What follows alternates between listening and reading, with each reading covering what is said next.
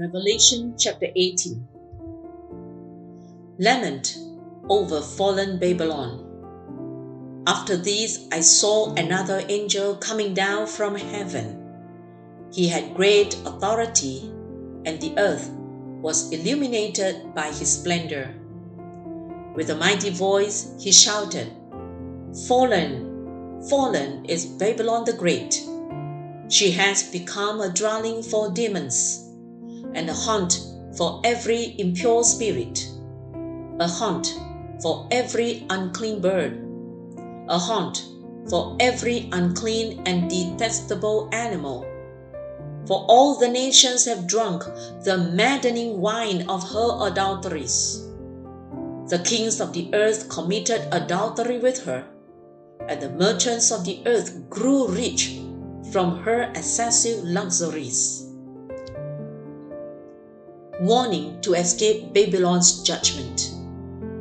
Then I heard another voice from heaven say, "Come out of her, my people, so that you will not share in her sins, so that you will not receive any of her plagues. For her sins are piled up to heaven, and God has remembered her crimes. Give back to her as she has given. Pay her back double for what she has done. Pour her a double portion from her own cup. Give her as much torment and grief as the glory and luxury she gave herself. In her heart she boasts, 'I sit enthroned as queen. I am not a widow. I will never mourn.' Therefore, in one day, her plagues will overtake her, death, mourning, and famine. She will be consumed by fire, for mighty is the Lord God who judges her." Threefold woe over Babylon's fall. When the kings of the earth who committed adultery with her and shared her luxury see the smoke of her burning, they will weep and mourn over her. Terrified at her torment, they will stand far off and cry, "Woe, woe to you, great city, you mighty city of Babylon! In 1 hour your doom has come." The merchants of the earth will weep and mourn over her, because no one buys their cargoes anymore.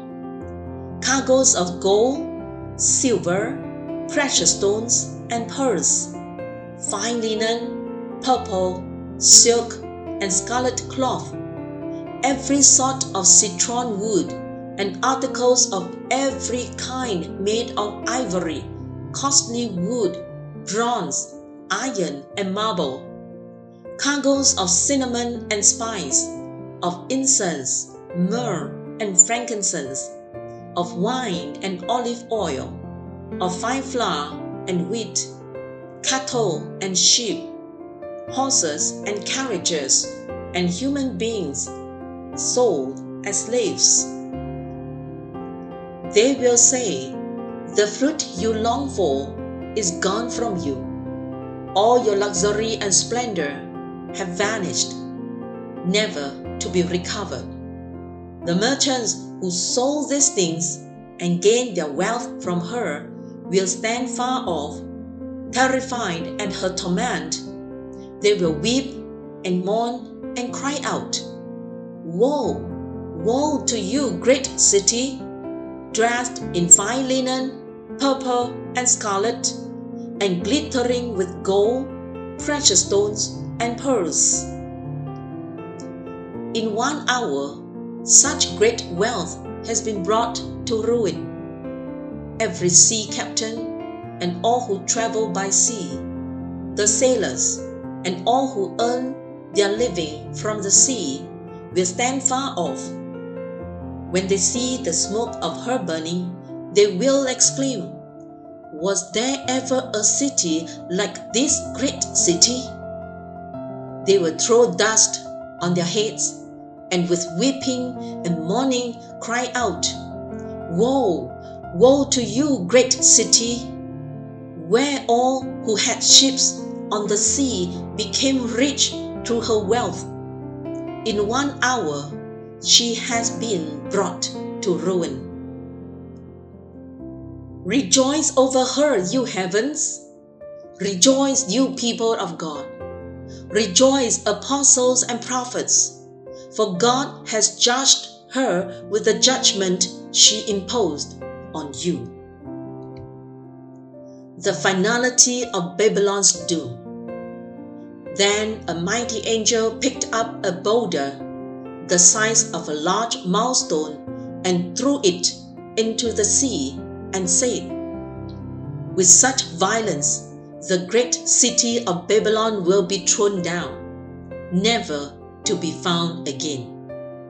The music of harpists and musicians, pipers and trumpeters will never be heard in you again.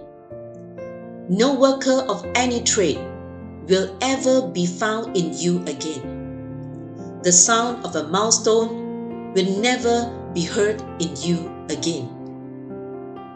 The light of a lamp will never shine in you again. The voice of bridegroom and bride will never be heard in you again. Your merchants were the world's important people. By your magic spell, all the nations were led astray. In her was found the blood of prophets and of God's holy people, of all who have been slaughtered on the earth.